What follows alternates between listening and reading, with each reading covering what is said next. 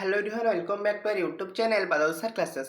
सो आज हम स्टार्ट कर जाउचे कोन ना सुरभि 2024 जो प्रतियोगिता हेबाकू जाउची ता पय प्रबंध लिखन जोटा कि युक्त 2 पिला मानक निमंते ओडिया अस्मिता और समृद्ध ओडिशार प्रबंध लिखन आज आम ए भिडियो रे आलोचना करिबा।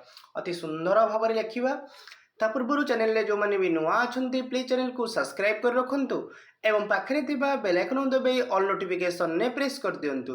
ता द्वारा कोन हबो ना जते बेले मु वीडियो टी अपलोड करिवि तुम निकट रे सर्वप्रथम नोटिफिकेशन टी पहुंच जिवो। बुझी होची। सो डेरी न करी वीडियो टी को स्टार्ट करिबा। देखो, ओडिया अस्मिता और समृद्ध ओडिशा उपक्रम आमर भाषा, साहित्य, संस्कृति, ऐक्य और परंपरा को आमर स्वाभिमान, आमर अभिमान एवं आमर गारिमा को आमर अस्मिता बोली कहिबा। ओडिया अस्मिता रे ही निहित अछि समृद्ध ओडिशा गठनर मूल मंत्र। ओडिशार कला संस्कृति सभ्यता ओडिया अस्मिता कथा समृद्ध ओडिशा गठन करिकी गाइबाता जसगाथा। अस्मिता शब्दटी मूल संस्कृत शब्द उद्धृत। अस्म युक्त ईता अस्मिता। अस्म कहिले अस्तित्व एवं ईता कहिले परिचय, अर्थात प्रथमे अस्तित्व एवं तापरे परिचय। आम ओडिया भाषा सर्वपुरातन संस्कृत भाषा सहित मौलिक भाव जड़ित। आम भाषा आमर गर्व और गौरव। आम ओडिशा 1936 मसीहा एप्रिल 1 तारिख रे भाषाभित्तिक प्रदेश रूपे मान्यता पाइला। एहा पूर्वरु ओडिशा विभिन्न पड़ोसी राज्य मानक सहित मिसिकी थिला।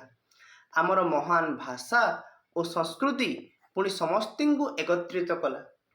ओडिशा को एक स्वतंत्र प्रदेश रूपे गढ़ी तोलिबारे महान कर्णधार थिले गोपबंधु दास, फकीर मोहन सेनापति, मधुसूदन दास आदि महामानव।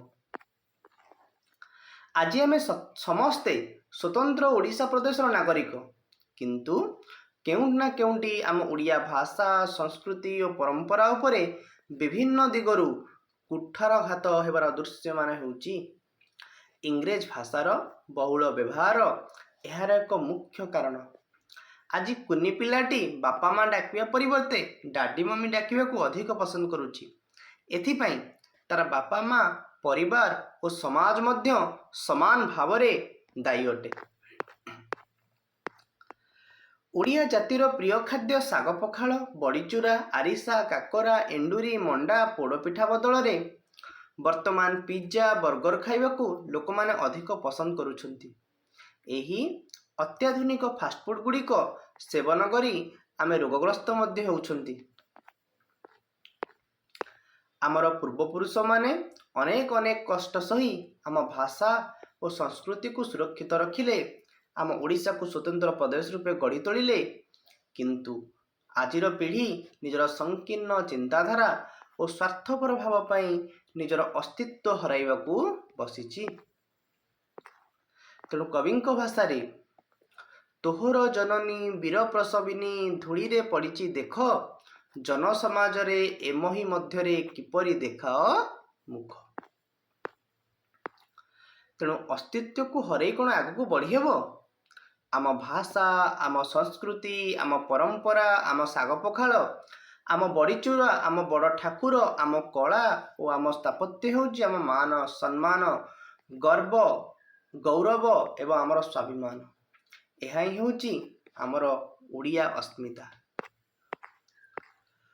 ओडिया अस्मिता और समृद्ध ओडिशा परस्पर अंगांगी भाव जड़ित। गोटिए मुद्रार दुईटी पार्श्व सदृश, गोटिए बिना अन्यटी संभव नुहे।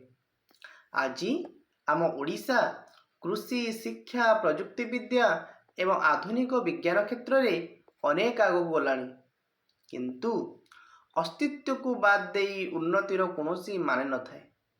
एबे समय आसीछि ओडिया अस्मिता को सम्मान देई समृद्ध ओडिशा गठन रे सहायक हेबा। तेणु शेष कह जाइछि, उठरे उठरे उत्कल संतान, उठिबु तु आउ केते दिन, पूर्व गौरव पूर्व महिमा, पड़ू नाही किरे तोर मन। तेणु आमर सर्वपुरातन बलिष्ठ शास्त्रीय भाषा ओडिया आमर महान संस्कृति और परंपरा को बजाय रखे ए ओडिया जाति निश्चय आगू बढ़िबो एवं ओडिशा सारा विश्व रे समृद्ध राज्य भाव रे प्रतिष्ठित हेबो। एथिरे तिलमात्रे संदेहर अवकाश नहीं। बुझी अत्यंत सुंदर भाषण बा अत्यंत सुंदर रचना आम कहीपर। आशा करुच्चे आपको ये भिडियोटी भल लगी। जदि आपको ये भिडियोटी भल लगी निश्चित भाव में भिडियोटी को लाइक कर, चैनल को सब्सक्राइब कर, मोस्टली सांग मान सहित शेयर करनी। Thank you so much.